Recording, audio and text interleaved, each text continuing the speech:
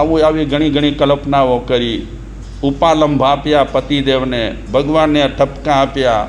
આપણે ગઈકાલે વાત ભવદેવની છેલ્લે કરી હતી, નહીં?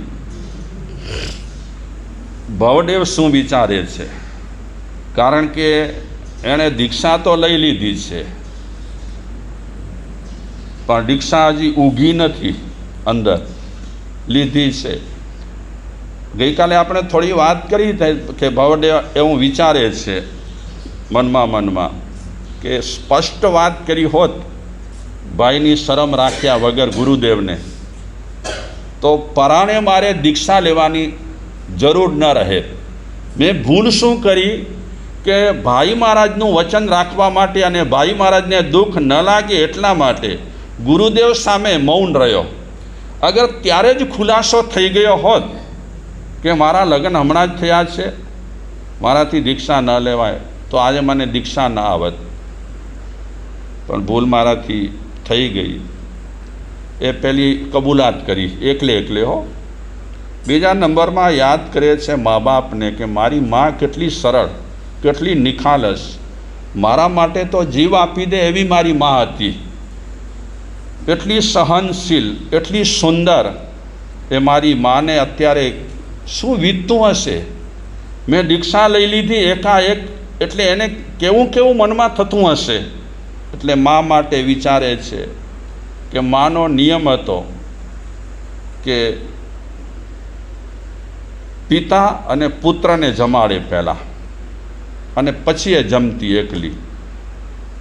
મહિલામાં આ એક વિશેષતા રહેલી છે, પહેલાં ઘરના બધા લોકોને જમાડે, પછી મહિલા એકલી જમતી હોય ત્યારે એને જમાડનાર કોઈ ન હોય. આ બિચારી મહિલા માટે કરુણ કહેવાય. બધા જમી કરી અને ક્યાં ચાલ્યા જાય? કોઈ ઓફિસે ચાલ્યા જાય, કોઈ ફેક્ટરીએ ચાલ્યા જાય, કોઈ દુકાને ચાલ્યા જાય. પછી મહિલા એકલી બિચારી રોટલીઓ જે વધી હોય, શાક જે વધ્યું હોય તે ખાય. તો ભવદેવ પણ વિચારે છે કે મારી મા મને જમાડતી, મારા પિતાજીને જમાડતી, હવે એ કોને જમાડશે? અને મારા પિતાજીનો નિયમ હતો મારી સાથે જ જમે, તો જ્યારે હું નહીં હોઉં ત્યારે મારા પિતાજી ભોજન કઈ રીતે લેશે? એટલે ભૂતકાળ બધું યાદ કરે છે અને થોડી એની આંખો ભીની થઈ ગઈ છે. સાધુ પણ રડી પડ્યા. લાગણી છે ને, રડી પડ્યા. અને માતા પિતાનું એ વિચારે છે કે અત્યારે મારા વિના માતા પિતા ગુમસુમ હશે. ખેરાજભાઈ છે ને, ઘણી વખત ભીખુને બહુ યાદ કરતા, મને યાદ છે. એ કહેતા ઘણી વખત કે નાગેન્દુ ગુરુદેવ સુખી રાખે એમને. એ ખેરાજભાઈના વાક્યો મેં ઘણી વખત સાંભળ્યા છે. કારણ કે મારા ખ્યાલ પ્રમાણે એ ભીખુભાઈ અલીબાગ કે ક્યાંક હતા ને. હા, તો વડીલો બધા એવા હોય, ફિકર કરે સંતાનોની. તો એ ભવદેવ વિચારે છે કે મારા વિના મારી મા કેવી રીતે બેઠી હશે, મારા પિતાજી કેવી રીતે બેઠા હશે. અઢળક સંપત્તિ છે મારા ઘરે, પણ હવે એમની જિંદગી શું? મારી મા તો કેટલી સરસ હતી, ન કોઈની સાથે ઝઘડે, ન કોઈની સાથે લડે, ન કોઈની નિંદા કરે, ન કોઈનું ખરાબ બોલે. કેટલી સરસ સુંદર સ્વભાવની હતી. એ મા બિચારી મારા વગર દુઃખી હશે. માતા પિતાએ મને સુખ આપ્યું, પણ હું માતા પિતાને સુખ આપી શક્યો નહીં. કેટલા માતા પિતા સુખ આપે ને સંતાનોને. એ ખેરાજભાઈ છે ને, ખેતરેથી આવે ઘરે, મને યાદ આવે આ બધી સ્મૃતિ. અહીંયા મેઘજી પટેલ ઊભેલા હોય બારીમાં, બારી બહાર ઊભા હોય, બારે ચાલી, શું કહેવાય, તમે શું કહો એને? હા. અને આ બાજુ એક પાર્ટીશન હતું. કેવા વડીલો મીઠા. મા બાપ સંતાનો માટે કેવું વિચારે, કેવા દુઃખી થાય. પણ સંતાનો ઘણી વખત અમુક ઉંમર થયા પછી મા બાપની એ બધી દશાને ભૂલી જતા હોય. ઠાણાંગ સૂત્રમાં કહે છે મા બાપને ક્યારે ભૂલવું નહીં. હયાત હોય તો એની પૂરી સંભાળ રાખવાની. ભગવાનની સંભાળ નહીં રાખો તો ચાલે, પણ પહેલી મા બાપની સંભાળ રાખવાની. પેલા રે માતા, પછી રે પિતા, પછી લેવું પ્રભુ કેરું નામ રે. ભાઈ મારે નથી જાવું તીર્થ ધામ. ઘરમાં કાશી, ઘરમાં મથુરા, ઘરમાં ગોકુળિયું ગામ રે. ભાઈ મારે નથી જાવું તીર્થ ધામ. પહેલા રે માતા, પછી રે પિતા, પછી લેવું કોનું?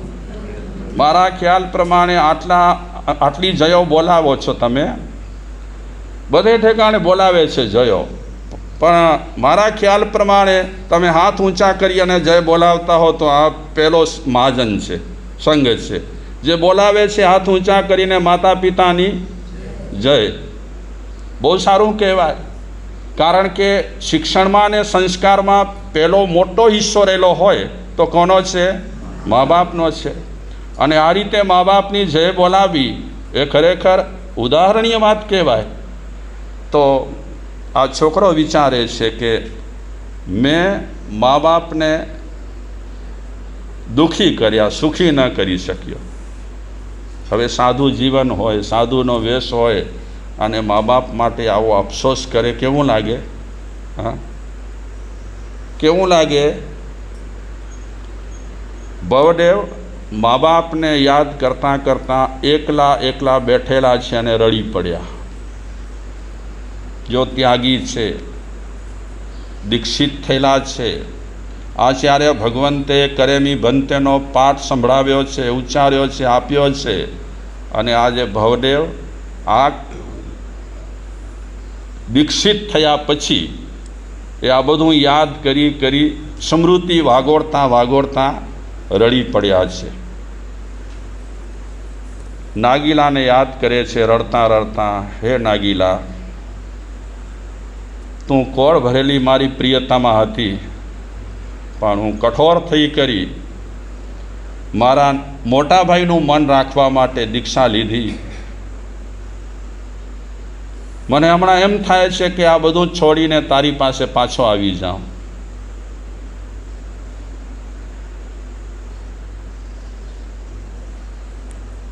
હું તને જ્યારે મારા ભાઈ મહારાજ પધાર્યા ભવદત્ત મુનિ, ત્યારે તને શણગારતો હતો, અને શણગારતા જ્યારે હું જવા માટે તૈયાર થયો ત્યારે મેં તને કીધું હતું કે હમણાં જ મારા ભાઈ મહારાજના દર્શન કરી અને તારી પાસે આવી જઈશ. ખરેખર નાગીલા, મેં તારી સાથે વિશ્વાસઘાત કર્યો, હું પાછો ના આવ્યો. નાગીલાને યાદ કરે છે કે નાગીલા, કેવું તારું રૂપ, કેવા ગુણ, તું કેટલી સંસ્કારી હતી, તારામાં સમર્પણ ભાવના કેટલી હતી મારા પ્રત્યે. તું મનથી, વચનથી, કાયાથી મને સમર્પિત થઈ ગઈ હતી. આવી રીતે નાગીલાને યાદ કરે છે, એનો હૃદય છે ને ટુકડા થઈ જાય છે. એટલે એનો મતલબ એ છે, ધર્મ ધ્યાન છે ને બળજબરીથી ન થાય. વગાડી ઠોકીને ધર્મ ધ્યાન ન કરાય. ધર્મ ધ્યાન કરવું હોય તો પરાણે તો કરાય જ નહીં, પ્રેમથી કરાય, પરાણે ન કરાય. પરમાત્માની ભક્તિ પણ પરાણે કોઈને કરાવવી નહીં, સમજાવવું પરાણે નહીં.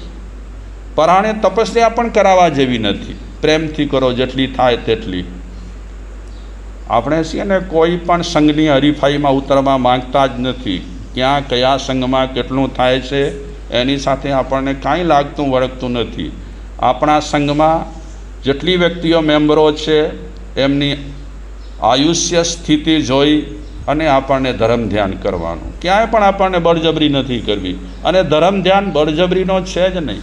આ જો દીક્ષા લઈ લીધી, કેવી હાલત છે? માનસિક રીતે મા દુઃખી છે, બાપ દુઃખી છે, પત્ની દુઃખી છે, પોતે દુઃખી છે, અને પોતે પણ કેવા દુઃખી છે. બધી વાત કબૂલે છે કે મેં જે કર્યું છે અને આ રસ્તો લીધો છે ને અત્યારે ખોટો લીધો છે. હા, લેવા જેવો હતો એ રસ્તો લેવા જેવો ખરો. સાધુ થવું જરૂરી છે, વૈરાગ્ય જીવનમાં હોવું જરૂરી છે, પણ આ રીતે જે મેં કર્યું છે ને મારી પદ્ધતિ બરાબર નથી. ખરેખર મેં દગો દીધો છે આમ હકીકતમાં તો, અને દગો દઈને ક્યારે પણ ધર્મ ન થાય. કોઈનું મન ડૂબવીને પણ ધર્મ ન થાય. બોલો, ફરીદ સંત થઈ ગયા. હું અવારનવાર આ એક પ્રસંગ કહેતો હોઉં છું. ફરીદના ઘણા પ્રસંગો રહેલા છે, અને આધ્યાત્મિકતાની ટોચે પહોંચનારા એ ફરીદ હતા. આધ્યાત્મિકતાની ટોચે પહોંચનારા જે રીતે કબીર હતા તે રીતે આ ફરીદ હતા. એમ કહેવાય છે કે એ ફરતા ફરતા એક ગામમાં આવ્યા, તો ગામ લોકોને ખબર પડી કે શેખ ફરીદ આવ્યા છે. તો ગામ લોકો એમના દીદાર કરવા માટે જાય છે. દીદાર એટલે સમજો ને તમે, દીદાર એટલે દર્શન. દર્શન કરવા જાય છે. એમને બધાને ખબર, ગામ લોકોને, કે એમની પાસે જશું તો બે શબ્દ આપણને ધર્મના સાંભળવા મળશે, જીવનના સાંભળવા મળશે. તો કંઈક લોકો એમની પાસે જવા લાગ્યા ગામડાના. એમાં એક વિધવા બહેન હતી, એનો એક દીકરો હતો નાનો. એ વિધવા બહેન પોતાના દીકરાને કહે છે, બેટા, આજે સંત ફરીદ પધાર્યા છે આપણા ગામમાં. મને એ સમાચાર મળ્યા ને ત્યારથી અંદરથી હું નાચું છું, એટલી ખુશી છે મને. અને તું જલ્દી તૈયાર થઈ જા, હું તને જલ્દી તૈયાર કરું, અને આપણે એમના દીદાર કરવા જઈએ, એમના દર્શન કરવા જઈએ. તો વિધવા મા અને દીકરો તૈયાર થયા અને દર્શન કરવા રવાના થયા. તો વિધવા બહેનને આમ ગરીબડી બિચારી સાવ, એને રસ્તામાં વિચાર આવ્યા કે આવા મોટા સંત પાસે હું દીદાર કરવા જાઉં છું તો કાંઈક ફૂલ નહીં તો ફૂલની પાંખડી દેવી જોઈએ એમને. તો બિચારી સાવ ગરીબ હતી, ડરણા કરી અને ગુજરાન ચલાવતી હતી. તો એના સાડીના છેડામાં એણે થોડુંક બચત બાંધેલી હતી, થોડા પૈસા. તો વિચારે છે કે જે હોય તે કંદોઈની દુકાને પહોંચી, અને કંદોઈ ત્યારે જલેબી બનાવતો હતો, જેમ આજે તમે બનાવીને એવી રીતે. તો એ વિધવા બેન કંદોઈને કહે છે કે ભાઈ, મને આ ગરમા ગરમ જલેબી આપને. મારી પાસે પૈસા બહુ નથી, આટલા પૈસા છે, જોઈ લે. તો એ કંદોઈ પૂછે છે, જલેબી તમારે ખાવી છે કે શું કરવી છે? આમ કે બેટા, તને ખબર નથી ફરીદ સંત પધાર્યા છે, તો હું દીદાર કરવા જાઉં છું મારા દીકરાની સાથે.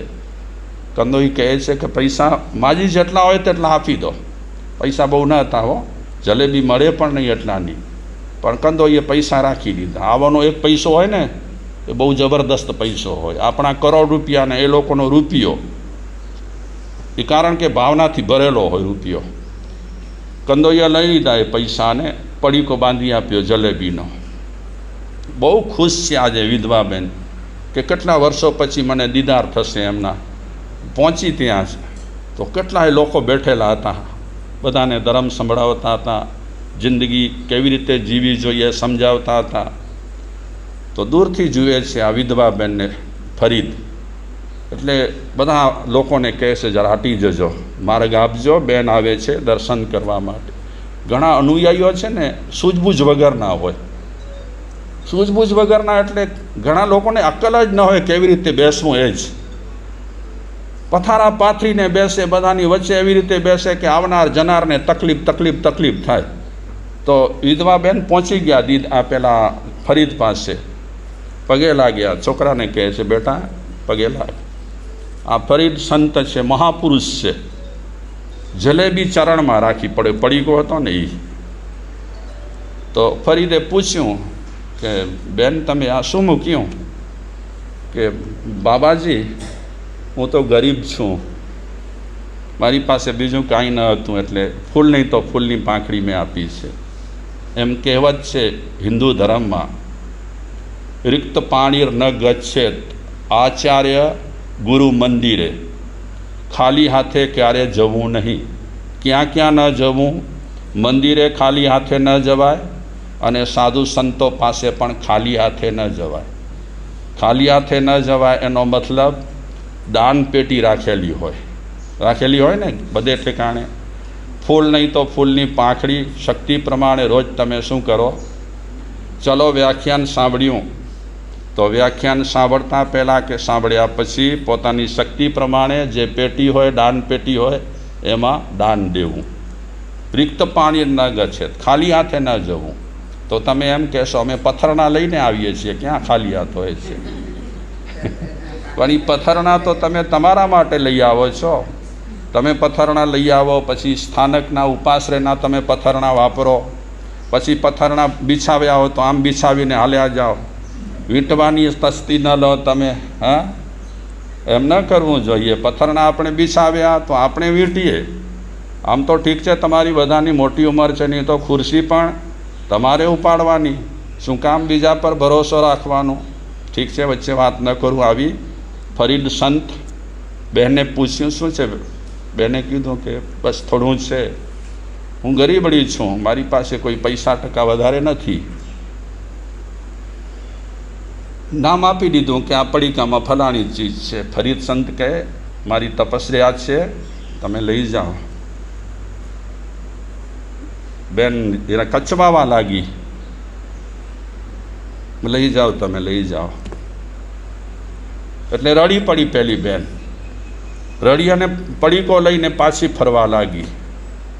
ફરીદે જોયું કે આ બેન આંસુ લૂછે છે અને બહુ રડે છે. એટલે થોડા આગળ વધી અને પાછા બોલાવે છે બેને કે આવો આવો, લાવો પડીકો લાવો. પડીકો આપ્યો બેને, અને બધા લોકોની વચ્ચે એમણે જલેબી ખાધી. પહેલાં શું કીધું? મારો નિયમ છે નહીં ખાઉં. હવે ખાધું. એટલે પેટ કોનો દુખે? કોનો દુખે? જોનારાઓના જ પેટ દુખે. પણ બીજી કાંઈ પરિસ્થિતિને ન સમજે. અનુયાયીઓ ક્યારેક બહુ જ ગોટાળા વાળે છે, બહુ જ ગોટાળા વાળે છે.